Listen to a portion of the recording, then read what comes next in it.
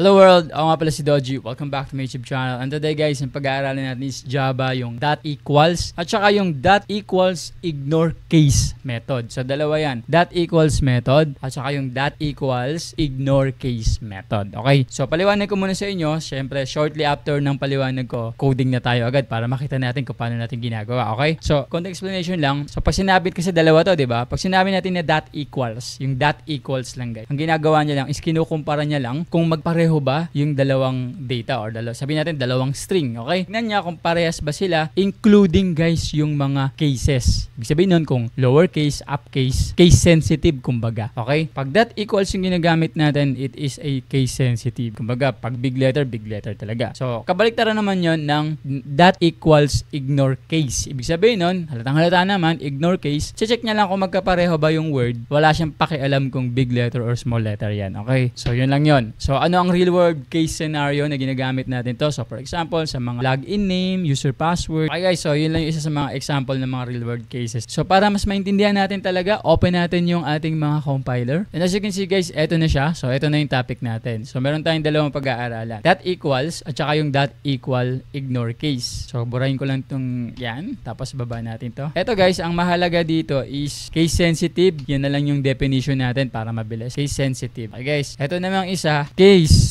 O makabaliktaran yan, insensitive. Baala na kayo, di ba? Basta naiintindihan nyo yung point, okay na ako. Kasi napakadali lang naman intindihin ito. So, ini-ignore nyo yung case. Wala siyang pakialam kung small letter o big letter. Ngayon, subukan natin. Tignan natin sa coding. Paano ba to? Okay? So, as you can see, ito na yung ating boilerplate sa Java. So, syempre, simple lang naman to. Gawa lang tayo ng dalawang variable kasi meron tayong dalawang method dito, di ba? So, dalawang variable lang yung gagawin natin. Ano yung variable type? Integer ba? Hindi. Okay, ang gagamitin natin is string variable. Syempre, string yan. Tapos, sabihin natin variable A na lang at saka variable B. So si variable A muna, string variable A, sabihin natin yung kanyang unang value is big letter, hello. Ayan. Tapos end of the statement. String variable B naman, so sabihin natin naman ito ay small letter naman siya, hello. Ayan. And then end of the statement. So meron na tayong ngayong paggagamitan ng equals. Kumbaga meron na tayong pwedeng ipagkumpara. Now guys, I want you to remember na pagka ang ginagamit natin is itong mga methods na to, equals, ignore case. So this is actually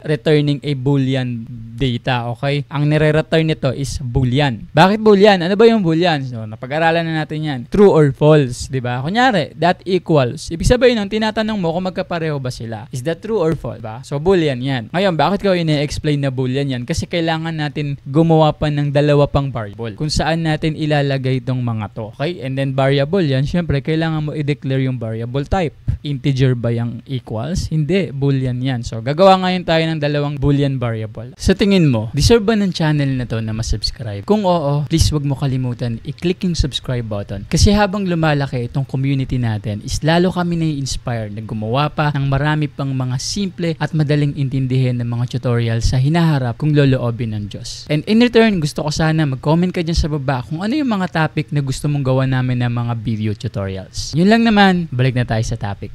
Okay? So, makikita nyo rin bakit. Sabihin natin, itong una, ito si output 1. Lagay na lang natin yung pangalan niya is output 1 equals. Yun. So, yung una nating variable na boolean is yung output 1. Okay? Tapos, bago kayong tapusin, gawin na natin yung ikalawa para hindi na tayo mahirapang mag-explain. Yung ikalawa, boolean pa din. Ayan. Siya naman si output 2. Kulang pala ako ng T. Sorry. Yeah. Tapos, bigyan natin din ng value. Guys, so meron na tayong dalawang ginawang boolean variable. Ngayon, balik tayo dun sa una. So, sa una, dito natin ilalagay yung unang method na gagamitin natin, si equals. Paano natin gagawin? So, gagamitin natin yung dalawang variable. Pagkukumpara natin sila gamit yung equals. Ano ba yung equals? Si equals, case sensitive yan. Okay? Mahalaga sa kanya yung cases ng letters. So, paano natin gagamitin? May mention mo muna yung unang variable, which is si A. Lagay mo si A. Tapos ilalagay mo ngayon yung method na dot equals. Dot equals. Parenthesis. End of the statement. Sa loob niyan guys, sa loob ng parenthesis, dun mo ngayon ilalagay yung second variable kung ano yung gusto mo ikumpara sa kanya, which is si string variable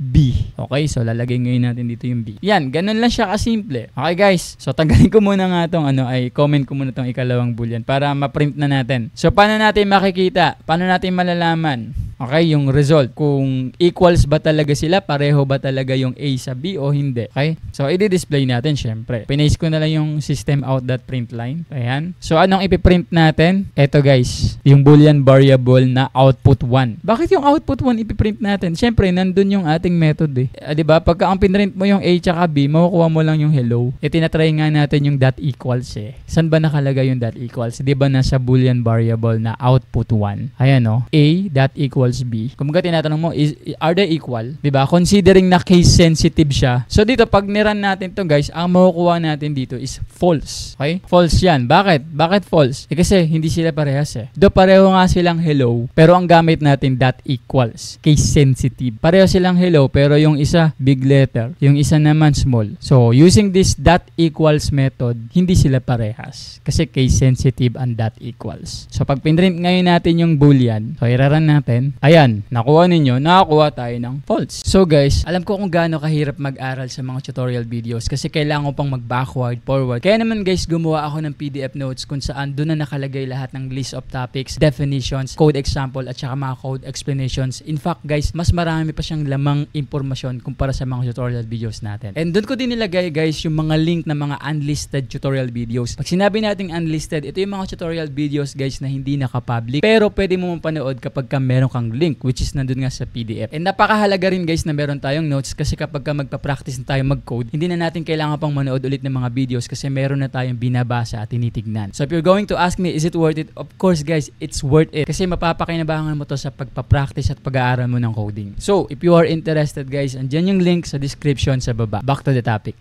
Diba? False siya. Bakit? Kasi case sensitive nga. Paras naman silang hello, case sensitive nga kasi dot equals nga eh. Ngayon, kung gusto mo lang malaman regardless of the case, eto gagamitin natin. Equals ignore case. Diba? Napakasimple lang. O paano? I-activate na natin yung ikalawang variable natin. Okay? Ito naman i-comment natin para hindi magdoble-doble. Tapos palitan natin, ipiprint natin. Ang ipiprint natin is output 2. Ano magiging value ni output 2? O, tinuro ko na sa inyo. Yung unang variable A.